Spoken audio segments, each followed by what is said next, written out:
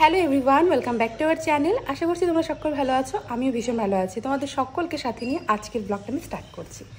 এখন এই কটা বাজে, এই 6:30 এরকম হবে। এই মাত্র ঘুম থেকে উঠলাম। ঘুম থেকে উঠে শুধু বিছানাটা গুছিয়ে ঘরটা ঝাড় দিলাম। আজকে হচ্ছে ডক্টর দেখানোর ডেট, আজকে 8 তারিখ আর সোমবার। তো এখন হচ্ছে আমি রান্নাঘরের কাজগুলো ফটাফট করব, কারণ আজকে আমাদের বিকেল 5টার দিকে ডক্টর দেখানোর কথা ছিল। মানে টাইমটা বিকেলেই ছিল, কিন্তু আমাদের যেহেতু দোকানে হালখাতা শুরু হয়ে গেছে কালকের থেকে, তো অনেক কাস্টমার আসবে, তাই জন্য ওরাই আমাদেরকে ফোন করেছিল যে আমাদের কালকে ডক্টর দেখানোর ডেট ছিল। তো ভালোই হয়েছে, আমরা বলেছিলাম যে আমাদের সকালে দিলে ভালো হয়, তারপর সকালে করে দিয়েছে আজকে, তাই জন্য সকাল 9:30টায় আমাদের যেতে হবে। তো চলো এখন ফটাফট কাজগুলো করে নেই, তাহলেই তো তাড়াতাড়ি যেতে পারবো। কাজগুলো কমপ্লিট করে নেই, তারপর ফটাফট করে রেডি হয়ে যেতে হবে।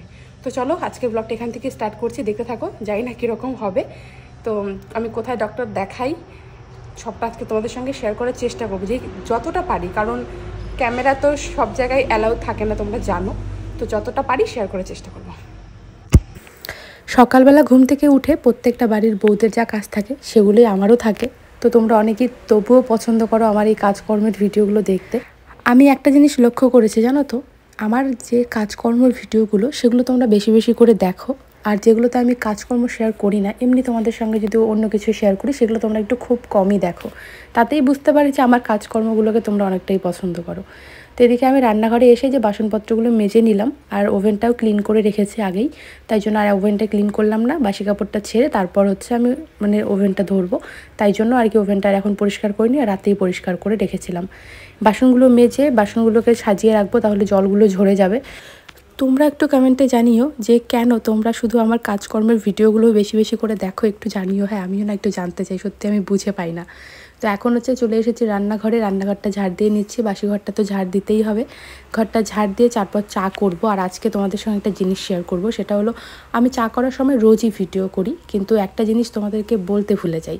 সেটা হলো আমাদের বাড়িতে চা করার সময় এক একজন এক এক রকম খাবে আর কি। কেউ বিস্কিট দিয়ে খাবে, কেউ মুড়ি দিয়ে খাবে, তারপর বাবা হচ্ছে সুগার ফ্রি বিস্কিট খাবে, তোমাদের দাদাভাই হচ্ছে হয় বেকারি বিস্কুট খাবে, নয়তো আলাদা আইটেম, এক একজনের এক এক আইটেমের বিস্কিট লাগে আর কি।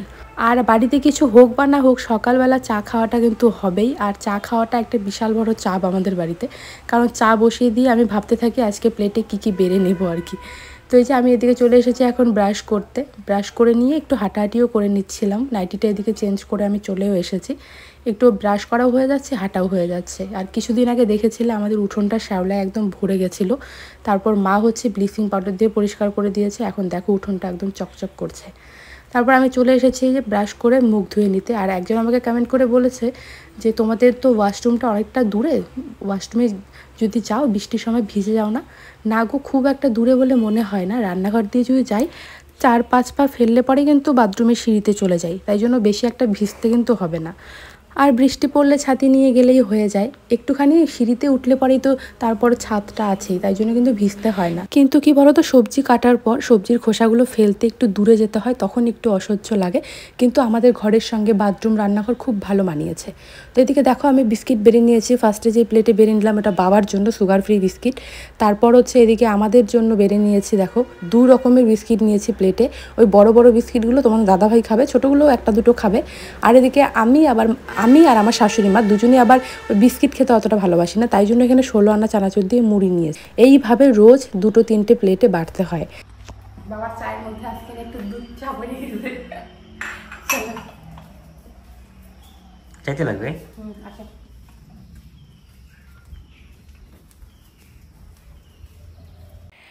তারপরে যে বাবাকে হচ্ছে চা দিতে যাচ্ছিলাম, আর বাবা কিন্তু সবসময় এই যে বাইরে দোকানের পাশে বসেই খাই, ভাবলাম আজকে তোমাদেরকে দেখাই। তো বাবা সবসময় এখানটায় বসেই চা খায়, যেই কারণে আমরা 3জন টেবিলে সবসময় চা খাই। তো বাবা দোকানের এখানটায় বসে বসে যে চা খায়, তাই বাবাকে চা দিয়ে আসলাম। তারপর এখন আমরা গিয়ে সবাই 3জনই একসঙ্গে খেতে বসবো। তোমরা হয়তো অনেকেই ভাবো যে শ্বশুরমশাইয়ের জন্য লাল চাটা ঠিকই করি, কিন্তু দেই কোথায়, আমরা 3জনই তো খেতে বসি, তাই জন্য ভাবলাম আজকে তোমাদেরকে দেখাই যে বাবাকে কোথায় চা দিয়ে আসি রোজ। আর তোমাদেরকে তো বললামই যে আজকে আমি ডক্টর দেখাতে যাব, তাই জন্য আজকে সকাল সকাল চা খাওয়া দাওয়া কমপ্লিট করে ভাতও খেয়ে নেব, কারণ যেহেতু 9টা 9:30টার দিকে যাব, তো তখন তো না খেয়ে গেলে নয়, তাই জন্য সেদ্ধ ভাতই হোক যাই হোক খেয়ে একটা যাবো আর কি। তো এদিকে দেখো চাগুলো নিয়ে টেবিলে চলে এসেছি। তো সবার প্রথমে আমি খাবো, কারণ তোমাদের দাদাভাই হচ্ছে ভিডিও করছিল, তো আমাকে খেতে বলছিল। আর ভিডিওটা তোমাদের সঙ্গে শেয়ার করার জন্য সবার ফার্স্ট কিন্তু আমিই খাই প্রত্যেকটা দিন। তো যেখানে আমি খাচ্ছিলাম, আর এখানে যে বড় বিস্কিটগুলো দেখতে পাচ্ছ ওগুলো কিন্তু আমি খাবো না, আমার ওগুলো ভালো লাগে না, বেকারি বিস্কিট। আর তোমাদের দাদাভাই পাশ থেকে বলছে দেখো এত খাই তবু মোটা হয় না। সত্যি আমি মোটা হই না। চা খাওয়া দাওয়া কমপ্লিট হয়ে গেছে, এখন আমি চলে এসেছি রান্না করতে। রান্না করতে বলতে আমি একটু মাকে হেল্প করে দিচ্ছি, রান্নাটা শাশুড়ি মাই করবে। তো এদিকে আমি ডাল বসিয়েছি, তো ডালটাই ভেজে নিচ্ছি। এদিকে ডাল বসিয়েছি আর হচ্ছে ভাত বসিয়েছি।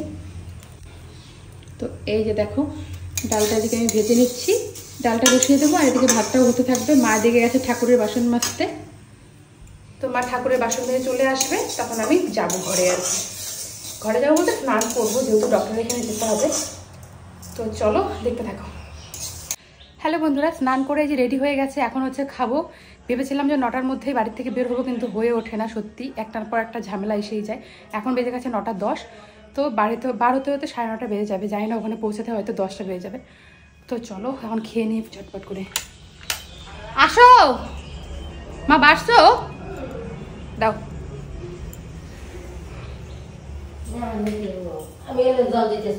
আমি খাবো না বড়া। তো আমি হচ্ছে এখানে আলু সেদ্ধ আর ঘি নিয়ে নিয়েছি, এটা দিয়ে আমি খাবো। আমার ঘি দিয়ে খেতে বেশ ভালো লাগে। আর তোমাদের দাদাভাই এখানটায় চাল কুমড়ো পাতার বড়া আর হচ্ছে ডাল আলু সেদ্ধ এই দিয়ে খেয়ে যাবে। মাথাটা গেল আমার, দেখতেই পারি না যে এটা খোলা থাক। হ্যাঁ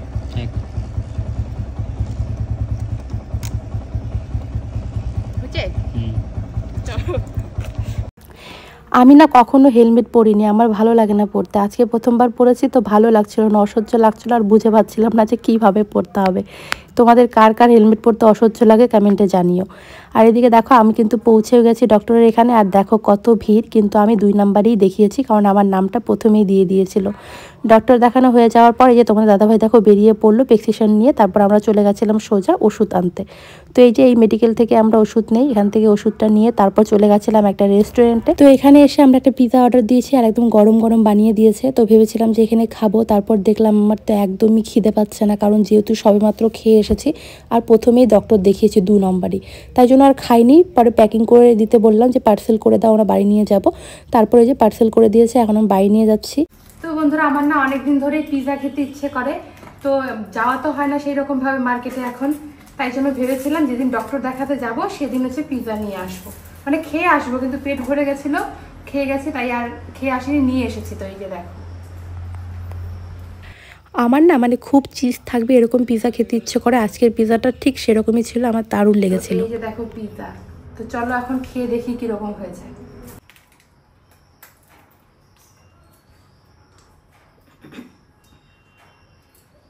তুমি একটা নিও।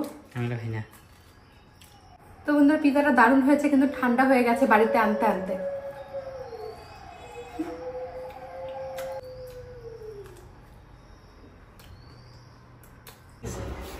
তাই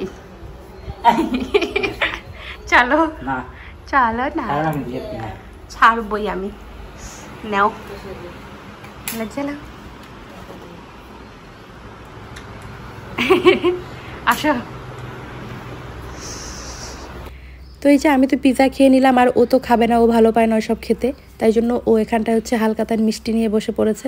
তো এই মিষ্টির মধ্যে এখানে হচ্ছে একটা কালো মিষ্টি আছে, এটা মানে হয় গুড়ের মিষ্টি বলে, আর হচ্ছে কচুরি আছে, নিমকি আছে, মোদকের লাড্ডু আছে, এই হচ্ছে হালকাতার মিষ্টি। তো এগুলো নিয়ে ও খেতে বসেছে। আমি বলছিলাম যে আমি কিন্তু ভিডিওটা ছাড়বো, ও বলছিল না, আমি বলে আমি কিন্তু ছাড়বই। তো চলো আজকের মতো টাটা।